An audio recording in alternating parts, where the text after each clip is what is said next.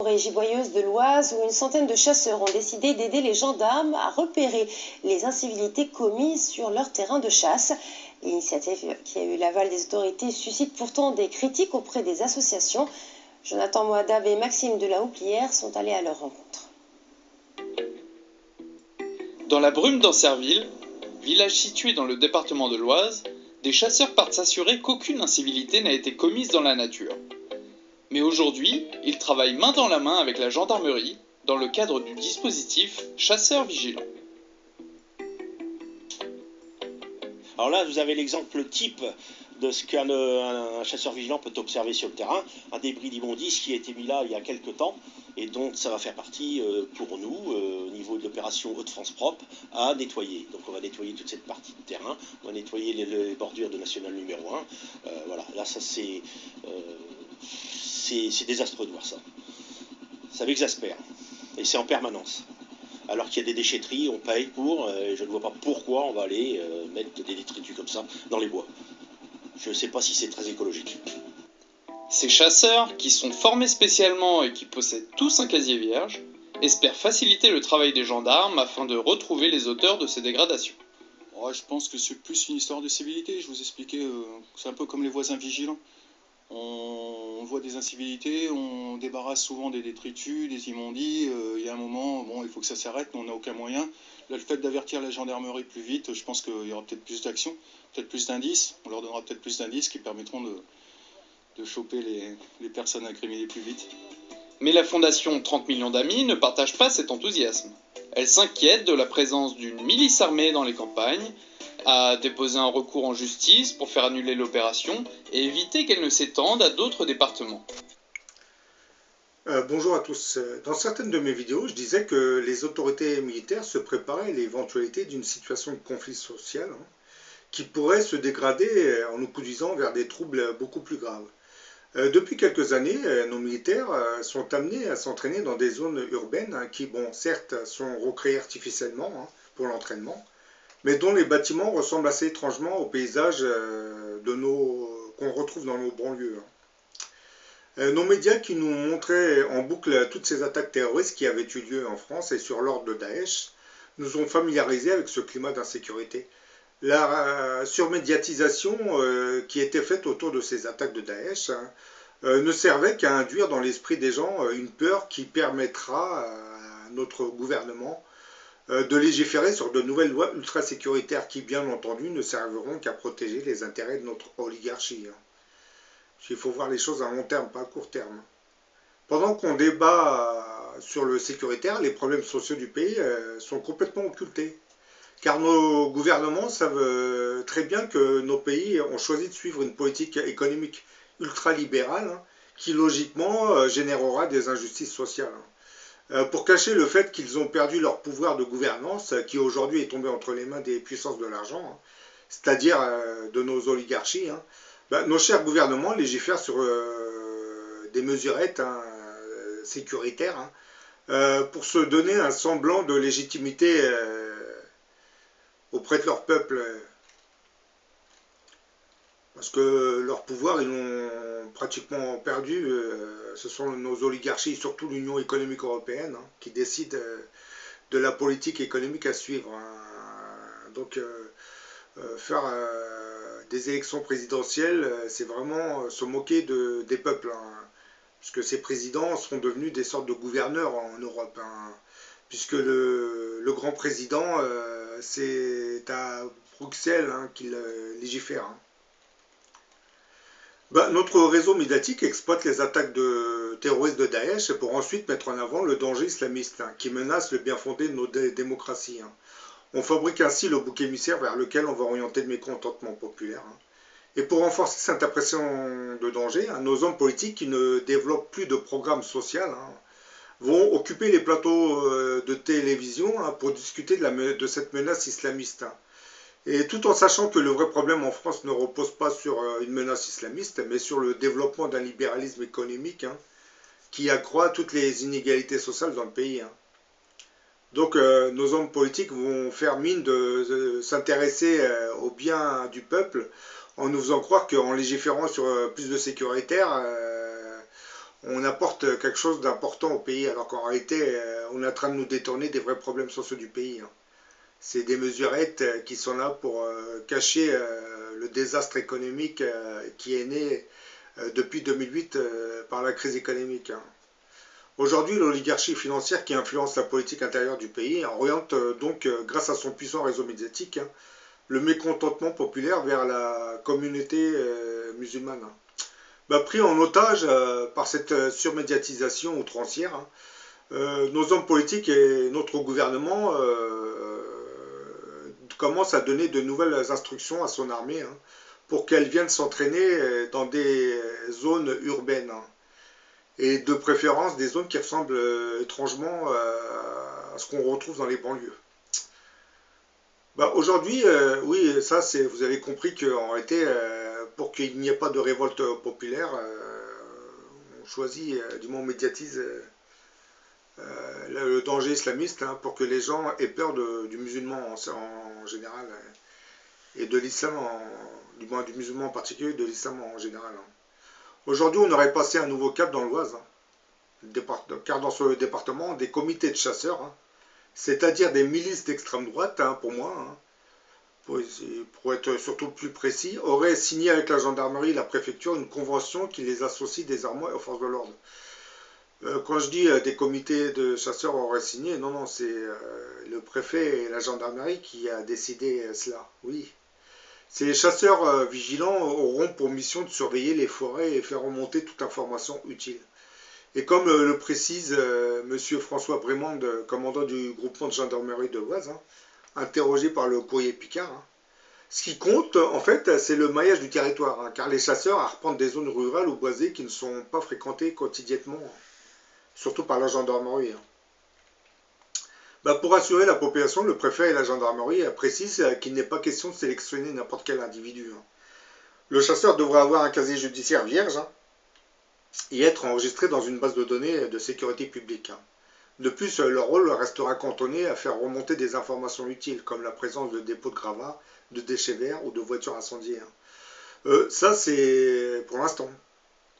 Parce que si demain la situation venait à se dégrader, ben, ces milices de chasseurs ne vont pas venir dénoncer les déchets sauvages. Hein. Oui, oui. Ils vont venir surveiller s'il y a des groupes armés ou parce que ces groupes armés, ça peut venir de tout le monde. Hein. Parce que nos médias nous font croire que c'est les musulmans qui vont se révolter, mais bon, je ne pense pas voir ça dans le futur. Hein. J'ai l'impression qu'on va se retrouver en face d'une belle guerre civile hein, qui va opposer les Français entre eux. Hein. C'est entre nous. Bah, les comités de chasseurs seront donc les premières milices armées hein, qui seront affiliées à la gendarmerie. Hein. Par la suite, ces comités de chasseurs risqueront d'être rejoints par des milices d'extrême droite hein, qui, eux, nécessairement cibleront directement les minorités vivant dans le pays. Donc, pour ne pas être confronté à un mouvement de révolte populaire qui serait composé essentiellement de Français de souche, hein, bah, notre oligarchie, avec la complaisance de certains hommes politiques, hein, nous conditionnerait pour détourner le peuple de France de son véritable ennemi, qui est les milieux affairistes, hein, qui régulariserait les circuits de la finance. Hein. Bien entendu, c'est ce libéralisme économique qui génère toute cette injustice sociale. Hein. Je parle du chômage, de la montée du prix des loyers, des denrées alimentaires. Bref, tout ce problème vient de cette libéralisation de l'économie. Hein. C'est comme je l'ai dit, aujourd'hui, les pouvoirs et les gouvernements, qu'ils soient de droite ou de gauche, pratiquent une politique ultralibérale, c'est-à-dire qui consiste à ouvrir le marché économique à tout le monde dans le pays. Surtout à privatiser progressivement les institutions qui appartenaient à l'origine à l'État. Parce que la Poste et EDF, ce ne sont que des premières étapes. Hein. Vous verrez, dans quelques années, ces sociétés seront complètement privatisées. Hein, parce que pour l'instant, ils sont entre le public et le privé. Il ne faut pas vous faire d'illusions. Hein. On est rentré dans un système à l'américaine hein, où les États-Unis d'Europe sont en train d'imposer leur dictat économique à tous ces peuples européens. Ben, si ce fameux grand monarque dont la venue avait été prophétisée par une multitude de visionnaires chrétiens à travers les siècles devait émerger de la communauté musulmane, alors on peut dire que le diable sera en train de lui réserver un très bon accueil en mobilisant les chasseurs et les milices d'extrême droite par la suite, hein. Parce que pour l'instant, dans les reportages, comme vous l'avez remarqué, on vous présente des chasseurs qui font des tournées de vigilance, hein, pour voir s'il y a des, comment dire, des déchetteries sauvages ou s'il y a des choses. Mais par la suite, si la situation devait se dégrader, comme vous voyez là, vous allez vous retrouver devant des milices d'extrême droite, ne l'oubliez pas, hein. Et oui, parce que les chasseurs, vous avez une bonne majorité, ont comment dire, une idéologie d'extrême droite en général, hein. Très très amis avec celle de certains gendarmes aussi, hein. Parce que donc on peut dire que ces comités de chasseurs et les gendarmes sont faits pour s'entendre plus ou moins. Parce que c'est vrai qu'on parle de nos forces de sécurité en France, nos gendarmes, nos policiers, nos agents de la BAC. Mais bon, ce qu'on occulte, comme beaucoup de pays le font, vous me direz, hein, parce que c'est une habitude dans tous les pays, ça. On cache le fait que le pourcentage d'agents de sécurité qui ont une idéologie d'extrême droite est très très élevé parmi nos forces de sécurité. Oui, je sais, ça vous le retrouvez dans tous les pays du monde, hein. C'est malheureux à dire, hein. Que vous alliez aux États-Unis, en France, dans certains pays africains, les policiers ont tendance à, du moins les forces de l'ordre ont tendance à refléter l'état d'esprit, hein, du pays, hein. C'est un certain nationalisme. Sauf que en France, ce nationalisme devient de plus en plus exagéré. Donc il se répercute sur nos forces de sécurité, hein. Bah oui, c'est. En général, ceux qui choisissent ce genre de métier, ils sont très très confrontés aux minorités régnantes dans le pays, hein. C'est un peu comme aux États-Unis, hein, on nous dit que plus de 60% des détenus sont noirs. Bah oui, c'est logique. C'est sont noirs, ce sont des portoricains, ce sont des Mexicains. Bah, dès l'instant où les minorités subissent une discrimination raciale qui les empêche d'accéder dans les hautes sphères, vers les hautes sphères de l'État, hein, ou dans les hautes sphères des entreprises, il ne faut pas trop se poser de questions et se leurrer, hein. C'est un peu logique que beaucoup de ces jeunes issus des minorités, hein, se mettent à plonger dans la délinquance pour gagner de l'argent, hein. Parce qu'ils se rendent compte, et ça c'est dans tous les pays européens et aux États-Unis, hein, vous retrouvez le même problème, hein. En France, le Front National à une époque nous disait que 60% des détenus étaient maghrébins. Et bah oui, mais il faut nous expliquer pour quelle raison c'est devenu une majorité, hein. Pourquoi les maghrébins sont majoritairement internés dans les prisons. Certes, ils ont commis des délits, mais pourquoi commettent-ils ces délits?